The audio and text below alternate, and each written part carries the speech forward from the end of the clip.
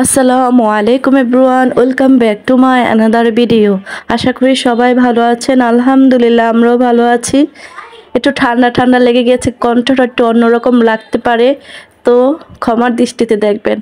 সকালবেলা বসে পড়েছে চা খেতে আনাজ। আমাদের সকালবেলা চা খাওয়া হয় প্রায়। চলে আসছে গোসল করতে, ঠান্ডা চলে আসছে যেহেতু দুই ভাইকে সকাল সকাল গোসল করিয়ে দিই।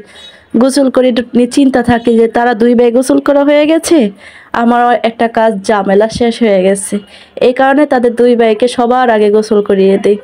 দুই ভাই খেলতে বসে পড়েছে, খেলতে দিয়ে গেছি যেন তারা খেলার মধ্যে থাকে, এই ফাঁকে আমার রান্না বাড়ি করে ফেলতে পারি। আসলে কি জানেন, নিজেকে ব্যস্ত রাখি, সবসময় ব্যস্ত রাখি কোনো না কোনো কাজে। কারোর সাথে বেশি মিশি না, কারণ কি জানেন, এই জমানায় মিশতে গেলে হয়তোবা নিজের বদনাম, নিজের ফ্যামিলির বদনাম, নয়তোবা শাশুড়ির বদনাম, তা না হলে তার শাশুড়ির বদনাম, তার ফ্যামিলির বদনাম শুনতে হয়। তাই নিজের ঘরেই থাকি, নিজেকে ব্যস্ত রাখি নিজের কাজের মধ্য দিয়ে। বদনাম করা হয় না, বদনাম করতে গেলে গীবত গাওয়া হয়, গীবত তো মহাপাপ। তাই এই মহাপাপের থেকে নিজেকে দূরে রাখি কাজের মধ্য থেকে। এই ফাঁকে দেখেন আমার শাশুড়ি কাটতে বসে পড়েছে, আমি চলে আসছি চুলার পার। আমাদের বউ আজকে 3 দিন যাবত আসতেছে না, তার শ্বশুর নাকি মারা গেছে।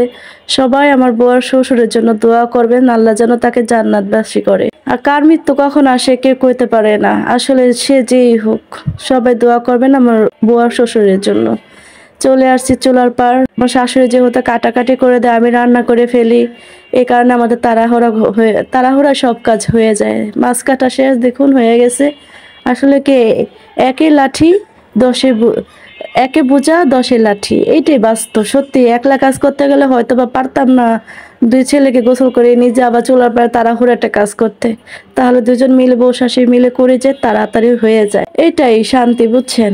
আসলে একটা কথা কি, আজকে গীবত নিয়ে যেহেতু কথা বলতেছি, এটা বিশ্বাস করবেন যে আপনি কারোর সাথে মিশতে গেলে বা কারোর কাছে অতিরিক্ত গেলে হয়তো বা তার কাছে অতিরিক্ত কথা বলতে বলতে বলতে একসময় দেখবেন একটা মিথ্যা কথা বলে ফেলছেন, বা সে তা আপনার কাছে মিথ্যা কথা বলে ফেলছে।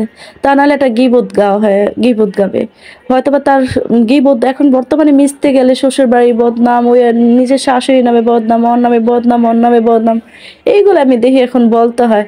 তাই আমি এখন কারোর সাথে মিশি না। আমাদের পাশে 2টা ফ্ল্যাট আছে, আসলে আমি তাদের ঘরে যাই না। তাদের ঘরের অবস্থা কি তাও ঠিকভাবে আমি জানি না।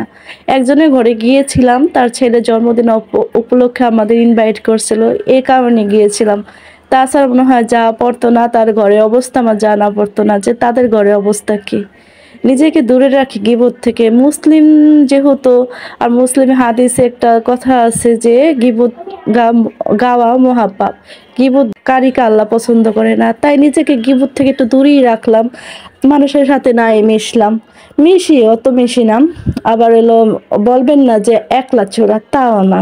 মানুষের সাথে আসলে 2-একটা কথা বলি, কিন্তু যে অতিরিক্ত পেঁচাল, অতিরিক্ত কথা বলতে চাই না।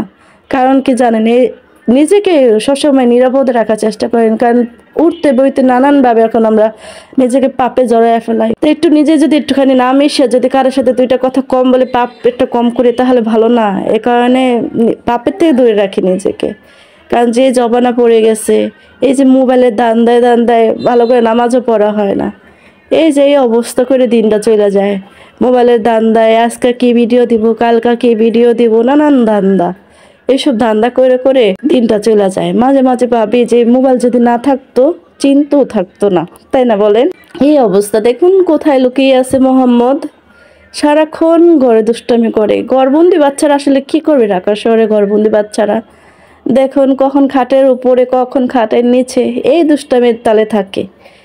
দুই ভাই মিলে একটা না একটা দুষ্টামি করতে হবে, একটা না একটা দুষ্টামির মধ্যে নিজেকে জড়িয়ে রাখতে হবে। দুষ্টামির ধান্দা থেকে থেকে ঘরটার মধ্যে থাকে। তাদের দুষ্টামি দেখে দেখে আমার একটা ভিডিও করা হয়ে যায়, তাই না বলুন। আপনারা কি তাদের চিনেন? এই হলো মোহাম্মদ। এই যে বাইরে চলে আসছে তো দেখাতে, এই যে এক রুম আর এই যে একটা ফ্ল্যাট, 2টা ফ্ল্যাট, মাঝখানের ফ্ল্যাটটা হলো আমাদের, এই ফ্ল্যাটটা হলো আমাদের। আসলে সচরাচর আমরা তাদের ঘরে যাই না, ওই যে গীবত থেকে দূরে রাখি নিজেকে, মিথ্যা কথার থেকে দূরে রাখি। এই কারণে, কারণ উঠতে বসতে তো এমনি পাপ করি, তাই 2টা পাপ কমাই করি। এই কারণে কারোর সাথে বেশি মিশি না। তাদের 2 ভাইয়ের জন্য দোয়া করবেন, সবাই ভালো থাকবেন। আল্লাহ হাফেজ।